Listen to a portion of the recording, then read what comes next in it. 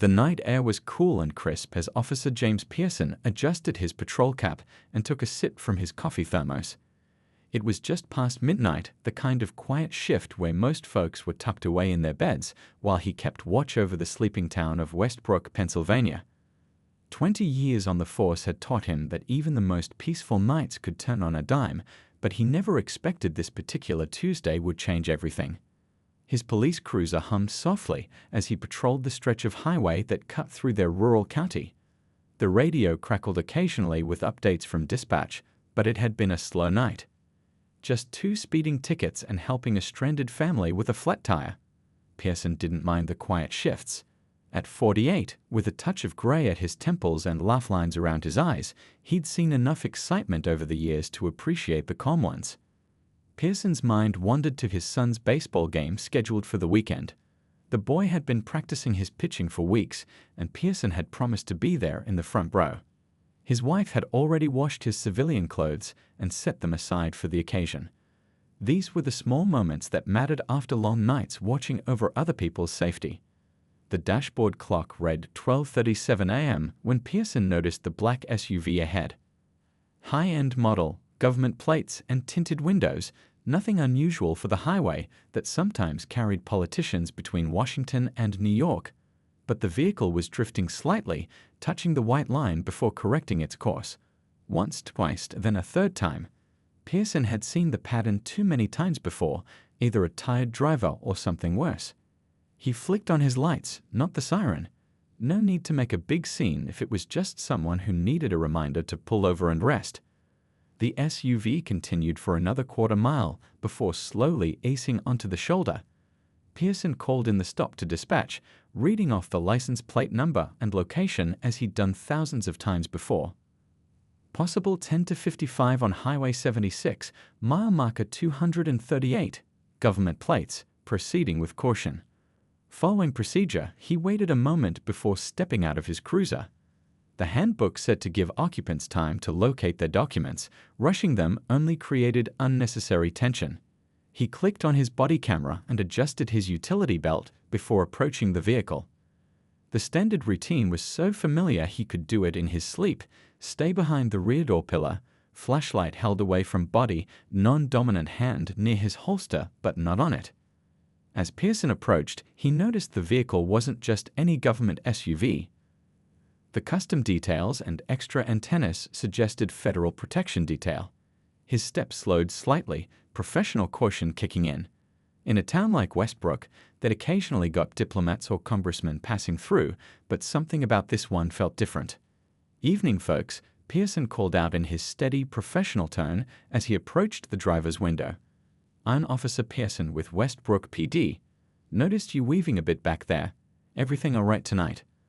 The driver's window lowered halfway, revealing a man in a dark suit with an earpiece. "Evening, officer. Secret Service. We're on official transport duty." Pearson nodded, maintaining his professional demeanor despite the slight surprise. Secret Service meant someone important was inside.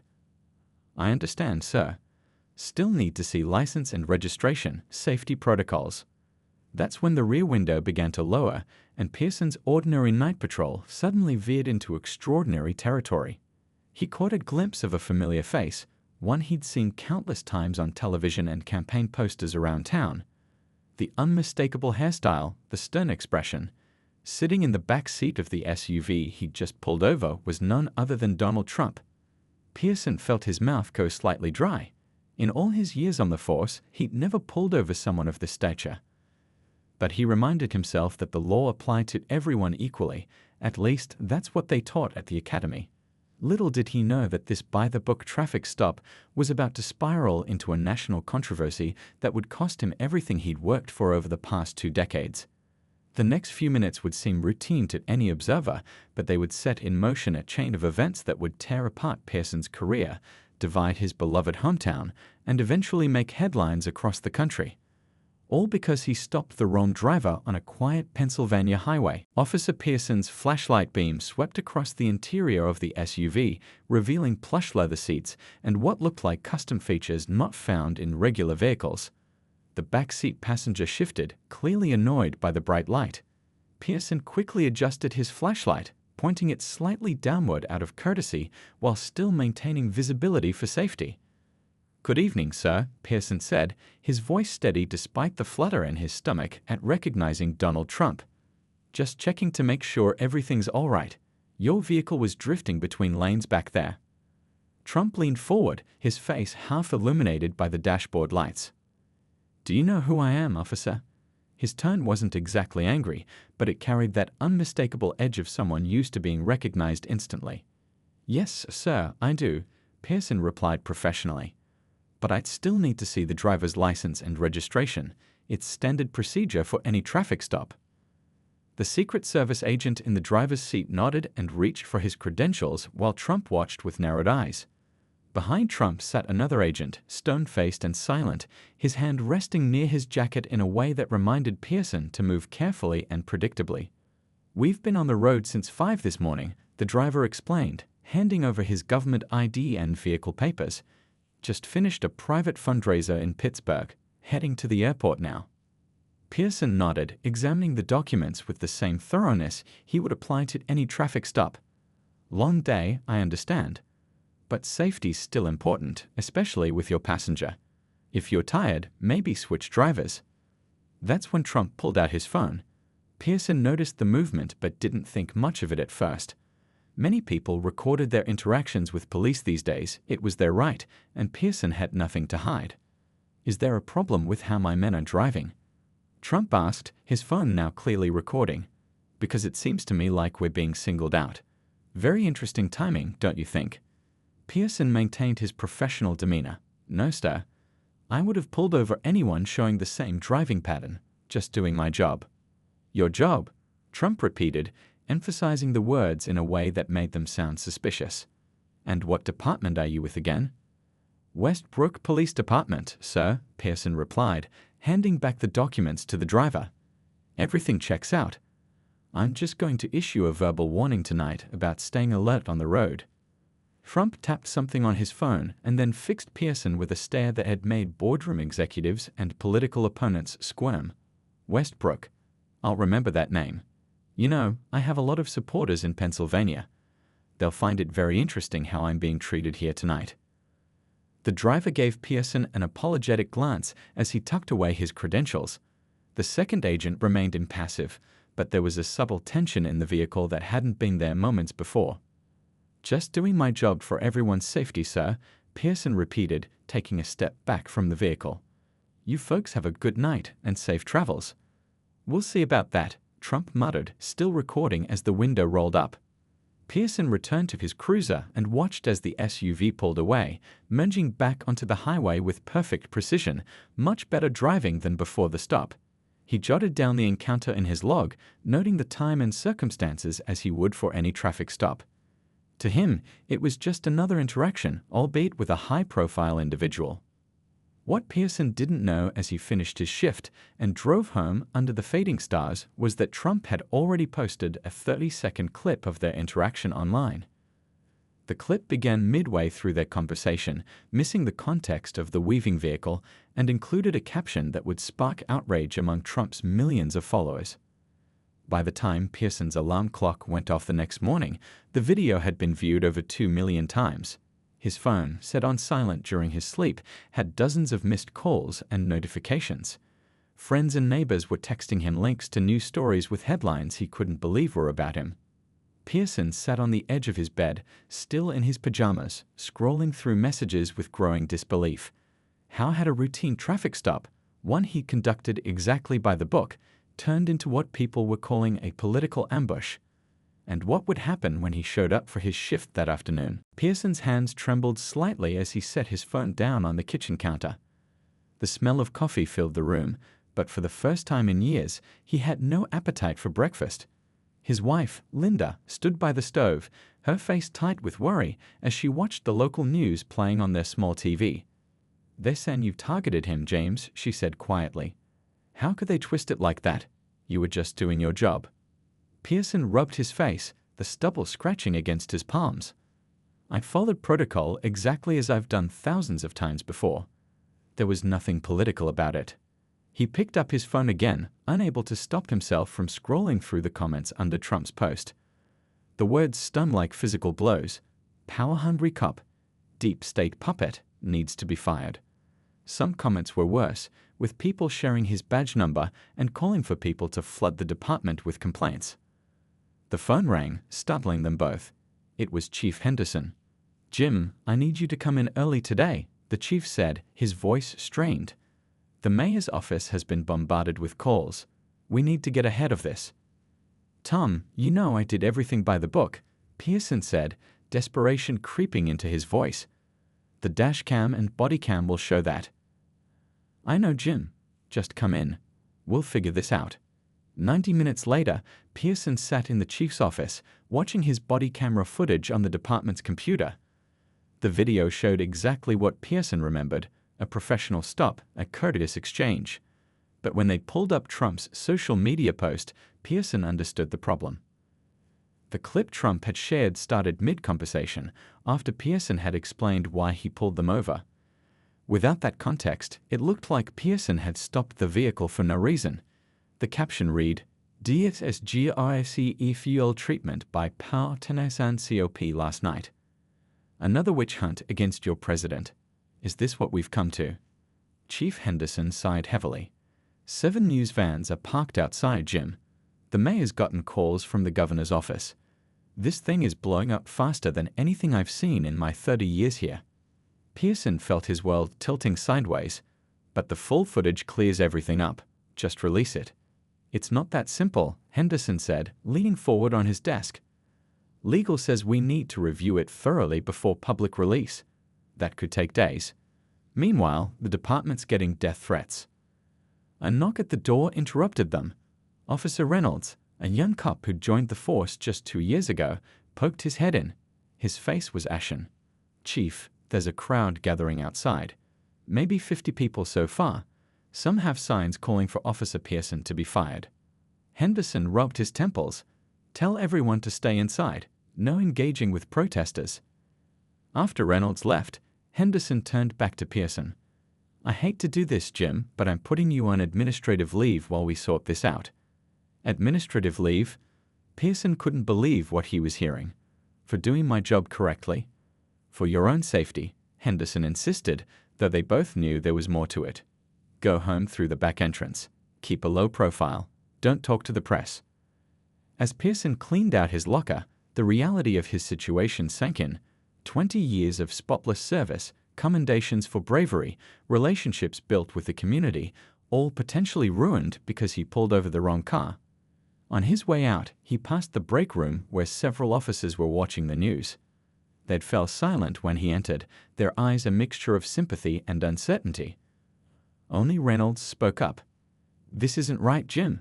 We all know you did nothing wrong." Pearson nodded, touched by the support but aware of the uncomfortable truth. In situations like this, colleagues often distance themselves to protect their own careers. Driving home, Pearson took back roads to avoid being recognized. His phone buzzed with a text from Linda, "Don't come straight home. There are reporters on our lawn." At a quiet spot overlooking the river where he used to fish with his dad, Pearson parked and finally let the emotions wash over him. A single traffic stop, one that should have been forgotten by morning, had somehow turned into a national story with him cast as the villain. And the worst part? He had followed every rule, done everything right, and it hadn't mattered at all. What he didn't know yet was that this was only the beginning of his troubles. By noon, the video had spread like wildfire across every social media platform. News channels played it on repeat, pundits debated it, and the hashtag #CopFreeTrump was trending nationwide.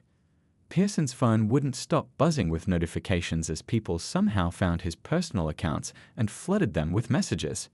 He sat in his brother Dave's living room across town, staring blankly at the TV. The local channel showed a crowd outside the police station that had grown to over 200 people. Some carried signs reading "Fire the biased cop" and "Stand with Trump." The reporter's voice droned on about allegations of politically motivated harassment. "Turn that garbage off," Dave said, pressing the remote. "It's all nonsense. Anyone who knows you knows you're the most by-the-book officer on the force." Pearson's phone rang again. This time it was his son's school principal. "Mr. Pearson, I'm calling because there's been some Incidents today involving Billy. Some parents have been saying things, and it's affecting the children. A few students were giving him a hard time. Pearson closed his eyes, his chest tight. Is he okay? He's in the counselor's office now. We think it might be best if you picked him up early today. After hanging up, Pearson leaned forward, head in his hands. They're going after my kid now, Dave, my 10-year-old boy. Dave squeezed his brother's shoulder. I'll go get him. You can't be seen right now.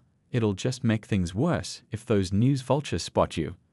While Dave left to pick up Billy, Pearson checked his email and found a message from Chief Henderson with the subject line URGENT.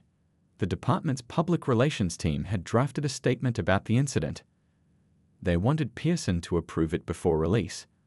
He opened the attachment and felt his blood run cold as he read. Westbrook Police Department takes all allegations of bias seriously. Officer Pearson has been placed on administrative leave pending a full investigation into the traffic stop involving former President Trump.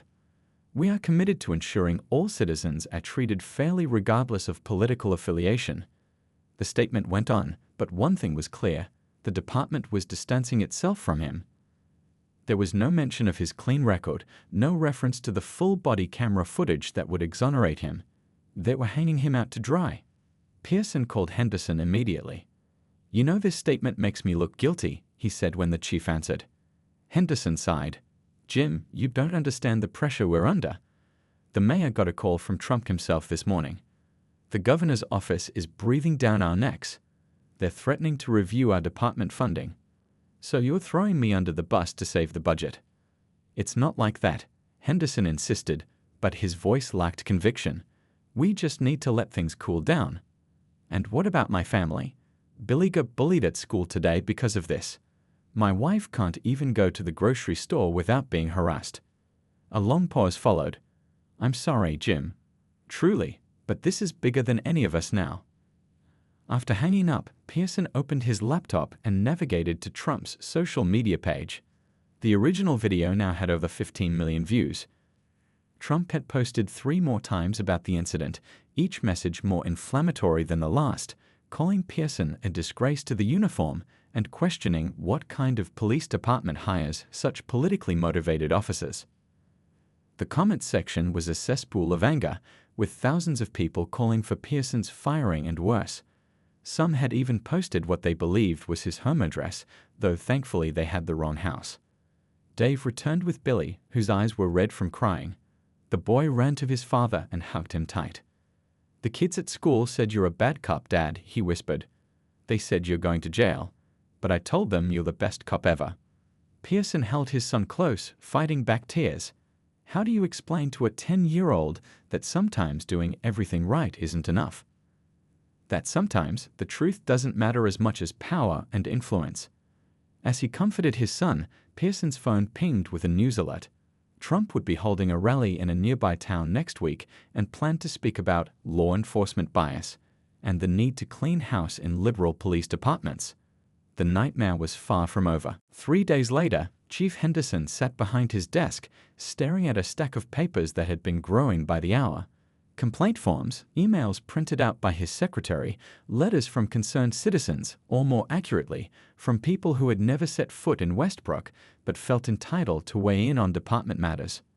Henderson picked up his coffee mug, noticed it was empty, and set it back down with a sigh. He hadn't slept properly since this whole mess began. The circles under his eyes had grown so dark that his wife had jokingly offered him her concealer that morning. A knock on his door provided a momentary distraction. It was Officer Reynolds again. Chief, the mayor's here. Says it can't wait. Before Henderson could respond, Mayor Wilson pushed past Reynolds into the office. The mayor was a short man with a permanent politician's smile, but today that smile was nowhere to be seen. Tell me you're handling this, Tom, he said without preamble. The town council meeting last night was a disaster. Half the room demanding Pearson's badge, the other half defending him. I had to call in extra security. Henderson gestured for the mayor to sit down. We're following proper procedure, Bill. The Internal Affairs Review A's. Proper procedure? The mayor's voice rose. The governor called me personally this morning. Do you understand what's happening here? This isn't just about Pearson anymore. The State Budget Committee is suddenly reviewing our town's funding allocations. Henderson felt his stomach drop. Westbrook relied heavily on state funding for everything from road repairs to the school system. What are they asking for exactly? He asked, though he already knew the answer.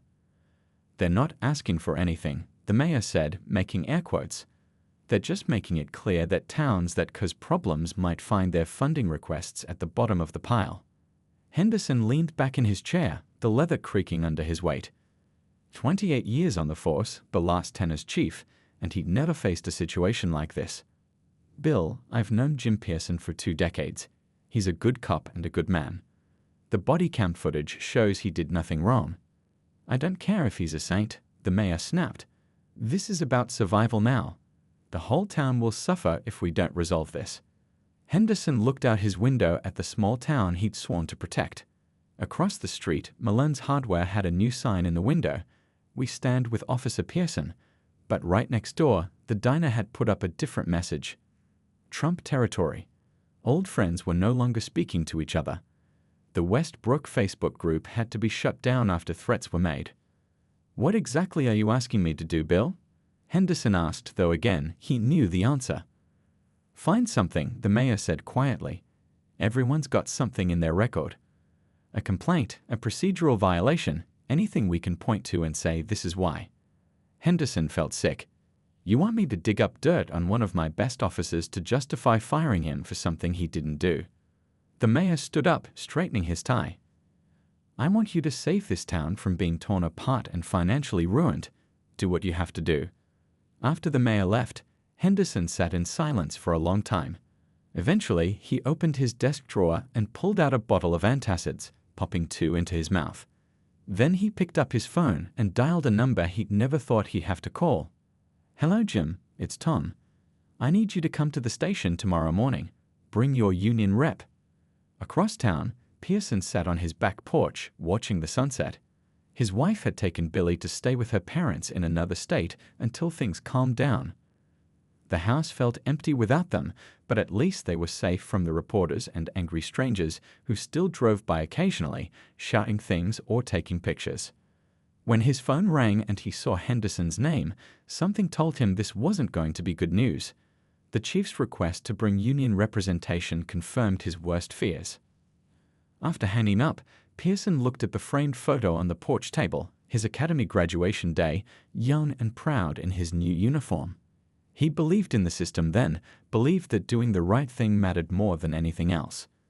20 years later, he was about to find out just how wrong he'd been. The next morning dawned gray and drizzly, matching Pearson's mood perfectly as he pulled into the police station parking lot. He spotted his union representative, Doug Miller, already waiting by the entrance, sheltered from the rain under a small overhang.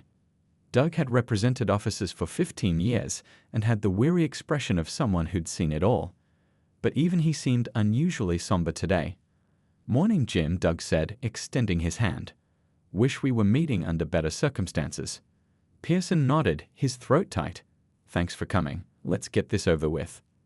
They walked through the back entrance to avoid the small group of protesters and media that had become a permanent fixture outside the main doors. As they made their way to Henderson's office, Pearson noticed how conversation stopped when he passed. Some officers nodded in silent support, others suddenly became very interested in their paperwork or phones. Henderson's secretary, Betty, who had always greeted him with a warm smile, now barely looked up as she waved them through to the chief's office. Inside, Henderson sat behind his desk with the department's legal counsel, a thin man named Parker, beside him. Jim, Doug, please have a seat, Henderson said, his voice carefully neutral.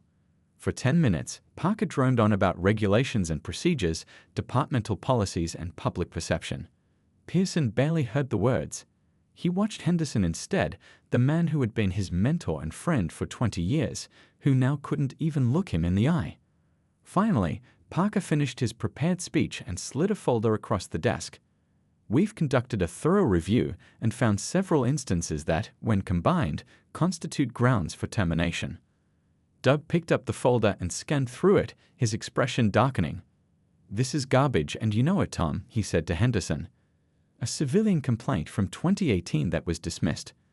A missed training session he made up the following week. You're really reaching here. Henderson finally looked at Pearson. I'm sorry, Jim, my hands are tied. Tied by what? Pearson asked, leaning forward. Politics, money. What happened to protect and serve? Who are we serving by throwing me under the bus? The town, Henderson said quietly. The state's threatening to pull funding if we don't resolve this. Schools, roads, emergency services, all of it at risk. For what? To protect one officer? To protect the truth, Pearson shot back. Parker cleared his throat. We're prepared to offer a resignation package, 2 months' salary, health coverage until the end of the year, and a neutral reference for future employment. Doug scoffed. That's insulting. Jim hasn't done anything wrong. We have the body cam footage to prove it.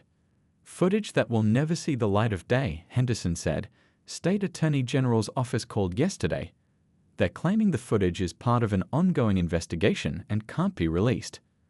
Pearson felt like he'd been punched in the stomach. Without the footage, it was his word against Trump's, and in the court of public opinion, that battle was already lost. So that's it. 20 years of service thrown away because I had the bad luck to pull over someone powerful. Henderson had the decency to look ashamed. We can make this easier, Jim. Take the deal. Start fresh somewhere else. Fresh. Pearson laughed bitterly. My name is all over the internet. No department will touch me now. Outside the window, the rain fell harder, drumming against the glass. In the parking lot below, Pearson could see more protesters arriving, huddled under umbrellas but determined to make their voices heard. One sign caught his eye. No one is above the law. The irony was almost too much to bear. I need time to think, Pearson finally said, standing up. Doug gathered the papers. We'll review these and get back to you. As they walked out, Betty stopped Pearson with a gentle touch on his arm. Her eyes were warm again, the professional mask momentarily dropped. My husband ran into Linda at the grocery store yesterday, she said quietly. We want you to know that not everyone believes what they're saying about you. Some of us still care about the truth. Pearson nodded, unable to speak past the lump in his throat. It was a small comfort, but at this point, he would take what he could get. Outside, Doug turned to him. Don't sign anything yet. I've got to call in to the ACLU. This stinks of wrongful termination and civil rights violations. We might have options. But as Pearson drove home through the rain-soaked streets of the town he protected for 2 decades, past neighbors who now viewed him as either a villain or a victim, he wondered if any legal victory could repair the damage that had already been done to his life, his family, and his community. Sometimes he was learning being right wasn't enough when you were up against someone with power. 3 months later, Pearson sat at his kitchen table with a stack of bills and a nearly empty coffee mug. The severance money had run out faster than expected. With a mortgage, car payments, and Billy's upcoming school expenses, the math wasn't working out. In the end, he had taken the deal. The ACLU lawyers had been interested in his case, but warned him a legal battle could take years with no guarantee of victory. Meanwhile, his family needed stability, not a drawn-out legal fight against powerful opponents.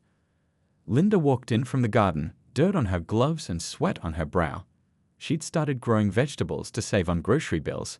It wasn't much, but it was something they could control in a life that had spiraled beyond their grasp. Any luck? She asked, nodding toward the laptop open beside him, displaying yet another job rejection email. Pearson shook his head. Security company in Pittsburgh.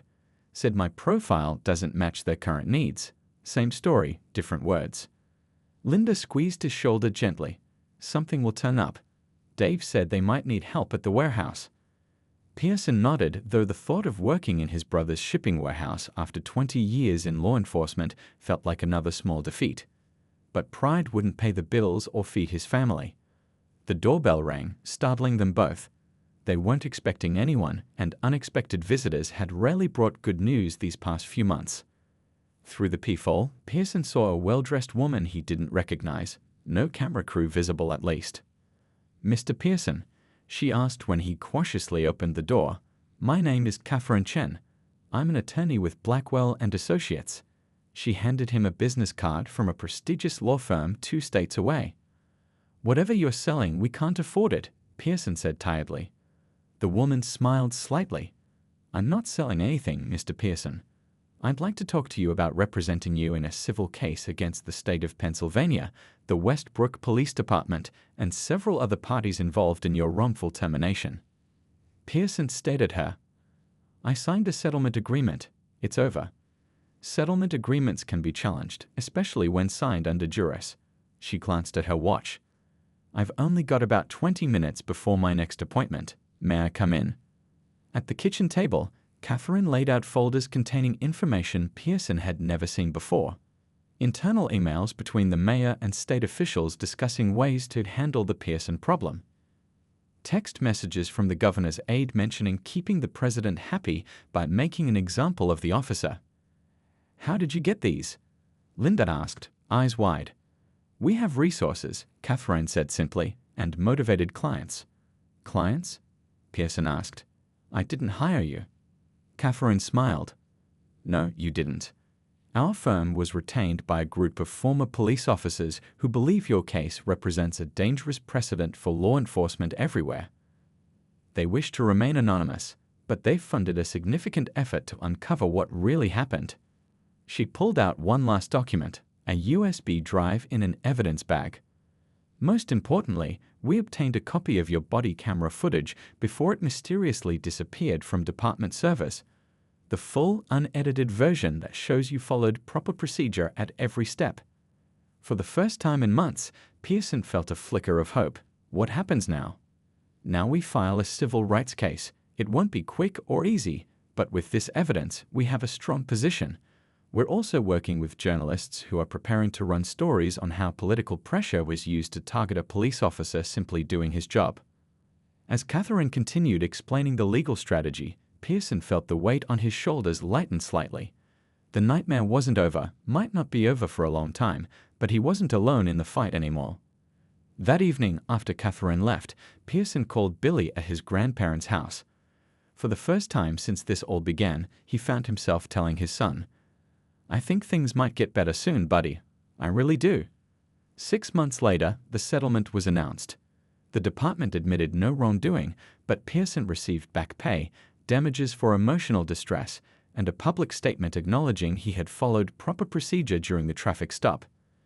The body camera footage was finally released, showing exactly what Pearson had claimed all along. He never returned to policing. Some wounds cut too deep. But the vindication mattered, not just for him, but for every officer who might someday find themselves caught between duty and power. Sometimes the system fails, but sometimes, if you hold on long enough, justice finds its way back around.